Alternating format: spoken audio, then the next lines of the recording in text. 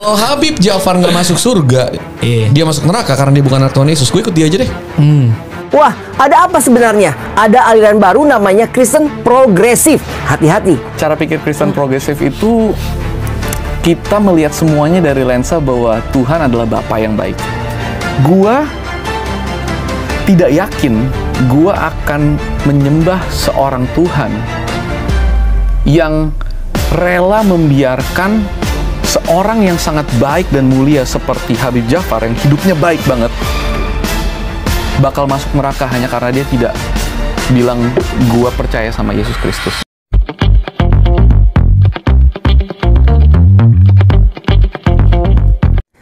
Shalom sahabat terang kemuliaan, apa kabar kalian semua? Senang rasanya bisa berjumpa lagi dengan kalian semua. Kiranya damai sukacita Allah dan kebaikan Tuhan selalu bersama dengan kalian. Diberikan umur yang panjang, diberikan kesehatan yang sempurna, dan juga tentunya diberikan rezeki yang berlimpah. Dijauhkan dari sakit penyakit dan mara bahaya. Pada kesempatan kali ini kita akan membahas suatu aliran baru namanya Kristen progresif. Apa itu Kristen progresif? Saya juga kadang aneh ya, kenapa bisa ada aliran baru Kristen progresif? Dan di sini ini lagi trending-trendingnya, lagi hot topiknya di TikTok ya. Jadi setiap saya scroll TikTok itu kayaknya lewat terus tuh.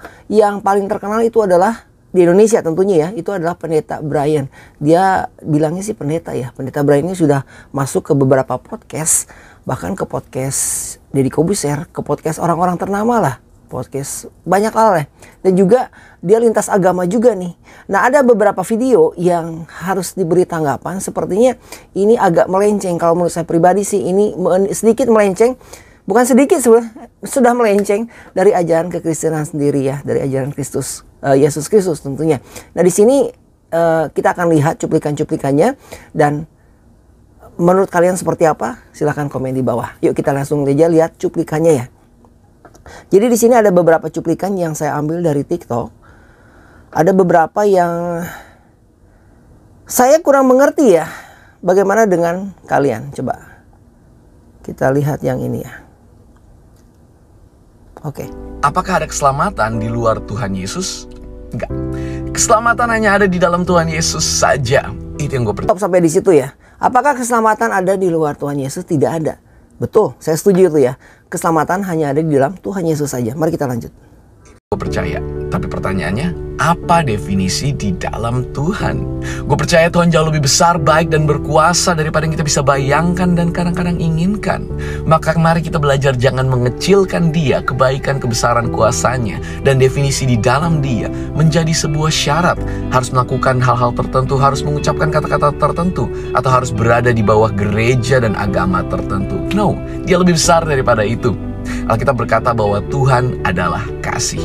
Maka gue percaya barang siapa memiliki kasih, apapun iman, kepercayaan, dan agamanya, maka dia memiliki Kristus di dalam hidupnya. Tapi kebalikannya juga benar. Barang siapa... Tadi kalian dengarkan ya. Apabila seseorang memiliki kasih, apapun iman dia, kepercayaan dia, agamanya, itu artinya dia memiliki Kristus di hidupnya, katanya. Di sini saya kurang setuju ya. Karena apa? Karena apabila kita hidup di dalam Kristus, apabila kita mengaku Yesus sebagai Tuhan dan Juru Selamat kita, otomatis kita akan memiliki kasih dalam kita. Tetapi orang yang memiliki kasih, orang yang berbuat baik kepada sesamanya, dia belum tentu memiliki Kristus di dalam dirinya. Dia belum tentu menerima Yesus Kristus sebagai Juru Selamat pribadinya. Jadi untuk menerima Yesus sebagai Tuhan dan Juru Selamat, memang kita harus ucapkan. Karena di Alkitab pun dibilang ya, di firman Tuhan dibilang seperti ini, bahwa barang siapa yang mengaku akulah Tuhan, maka dia akan selamatkan. Betul. Jadi kita harus mengaku bahwa Tuhan adalah, bahwa Yesus adalah Tuhan dan Juru Selamat kita. Kita harus akui dengan lidah kita. Kebalikannya juga benar. Barang siapa tidak memiliki kasih, mau dia mengaku Kristen, udah dibaptis, pelayanan dan perpuluhan setiap minggu, maka tidak ada Kristus di dalam dia. Kasih. Oke, kalau ini kita masih bisa terima ya. Apabila dia sudah mengaku Kristen tapi dia tidak memiliki kasih, itu artinya Kristus tidak tinggal di dalam dia. Kasih bukan syarat. Kasih adalah penanda ada tidaknya Kristus. Dia bilang kasih bukan syarat, tapi kasih adalah menandakan ada tidaknya Kristus di dalam orang tersebut. Dan ini saya kurang setuju ya. Karena tidak semua orang baik, tidak semua orang yang mengasihi, tidak semua orang yang memiliki kasih itu, yang berbuat baik terhadap sesamanya, dia memiliki Kristus. Karena kalau kita ngomongin orang baik, kita ngomongin orang yang kasih, orang yang memiliki kasih. Orang jahat pun dia mengasihi anaknya, keluarganya. Orang ateis pun yang tidak mengenal Tuhan, dia berbuat baik loh. Ada di Amerika ya, terutama ya, banyakan orang nggak percaya sama Tuhan, mereka ateis. Di dalam pikiran mereka, selama mereka berbuat baik kepada sesamanya, maka kehidupan mereka akan baik-baik saja. Nah, apakah itu bisa menjamin bahwa ada Kristus dalam mereka? Dan apakah itu bisa menjamin mereka masuk surga? Mereka mempunyai keselamatan? Ini yang saya kurang setuju. Oke, kita akan buka lagi video yang berikutnya. Sebentar. Kalau Habib Jafar nggak masuk surga. Bukan, sebentar. Yang ini ya. Gue bilang, gue percaya Habib Jafar itu anak Tuhan Yesus. I know from the first time. Dia bilang Habib Jafar itu anak Tuhan Yesus. Entah dia bercanda atau gimana. Bagaimana lo mendengar statement itu? Gua anak cucu Nabi Muhammad sih, lo salah bro. Gue suka deh. Lanjut. Karena maksudnya anak tuh apa? Karena kan Yesus tidak menikah. Oh iya. Kalau kita di Kristen kita Lu ngagetin bro barusan lu. Oh iya. Ada apa ini? Iya enggak. Kita di Kristen kan kita melihat Tuhan Lu itu sebagai pinjem duit Bapa. apa sih gini-gini? Enggak, udah dapat 50.000 dari iya. Onat. Maksud gue gini. Jadi anak maksudnya apa bro? Cara pikir Kristen progresif itu kita melihat semuanya dari lensa bahwa Tuhan adalah Bapa yang baik. Gua tidak yakin gua akan menyembah seorang Tuhan yang rela membiarkan seorang yang sangat baik dan mulia seperti Habib Jafar yang hidupnya baik banget bakal masuk neraka hanya karena dia tidak bilang gua percaya sama Yesus Kristus. Oke. Gua nggak percaya. Kalian dengar itu? Dia bilang dia nggak percaya kalau orang sebaik Habib Jafar itu akan masuk neraka karena dia tidak percaya Kristus Yesus. Padahal di Alkitab dibilang bahwa Yohanes 14 ayat 6 ya, kata Yesus kepadanya, "Akulah jalan dan kebenaran dan hidup. Tidak ada seorang pun yang datang kepada Bapa kalau tidak melalui aku." Jadi tidak ada orang yang datang kepada Bapa melalui aku. Jadi Tuhan itu satu-satunya. Akulah Tuhan dan juru selamat. Dibilang di Alkitab seperti itu bahwa kalau tanpa Yesus, kalau tidak melalui Yesus, tentunya orang tidak akan masuk ke surga. Tapi di sini dibilang katanya, dia bilang dia tidak percaya kalau Tuhannya itu membiarkan Habib Jafar ini yang begitu mulia katanya untuk masuk neraka. Lanjutkan ya. Gua nggak percaya bahwa Tuhan itu tidak adil atau setega itu. Karena kita melihat Tuhan sebagai Bapa yang baik. Nggak mungkin orang kalau hidupnya udah baik, hanya karena dia tidak berdoa lipat tangan, hanya karena berdoanya itu sujud di lantai, hanya karena bajunya berbeda, hanya karena dia bacanya asyhadu bukan dibaptis, hanya karena hal-hal itu. Tapi sisanya hidupnya baik semua. Gua nggak bisa melihat bahwa Tuhan gue tuh kayak gitu. Nah, kalian dengar seperti itu ya. Katanya dia nggak bisa melihat Tuhannya seperti itu.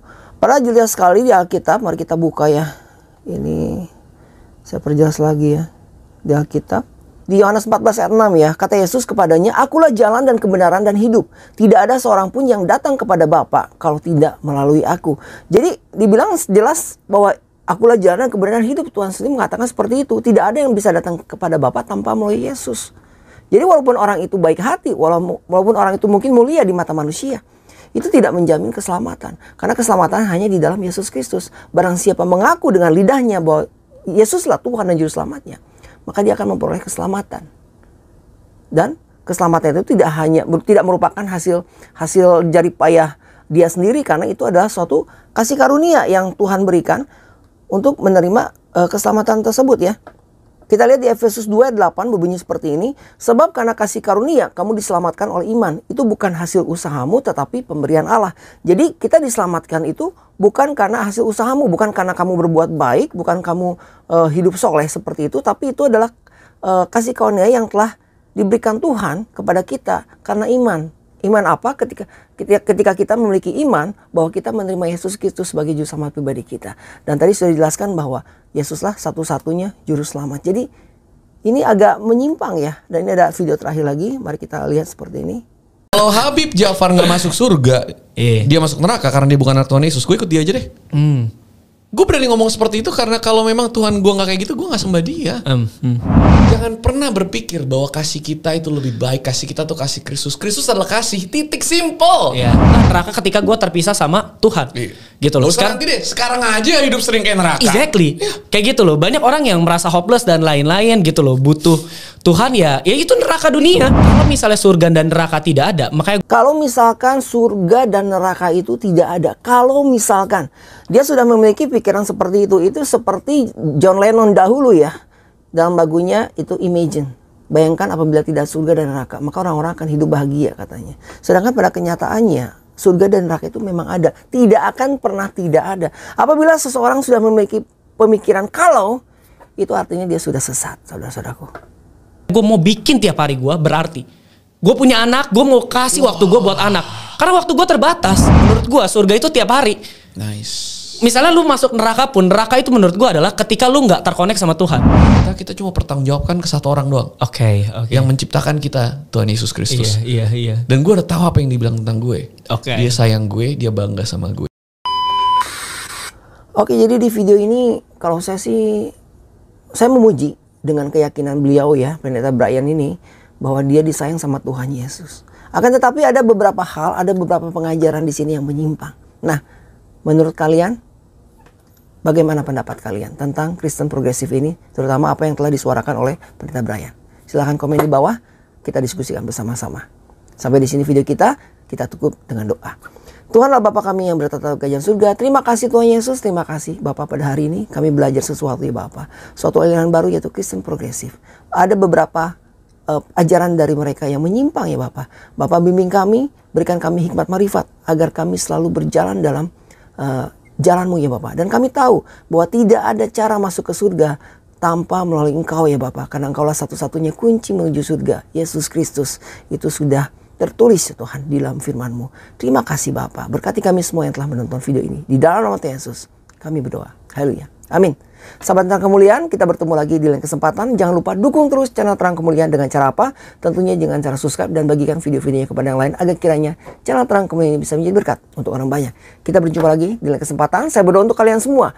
Kiranya kebaikan Tuhan dan damai sukacita Allah bersama dengan kalian, diberikan umur yang panjang, diberikan kesehatan yang sempurna, dan juga tentunya diberikan rezeki yang berlimpah, dijauhkan dari segala sakit, penyakit, dan mara bahaya. Kita bertemu lagi di lain waktu. Tuhan Yesus memberkati.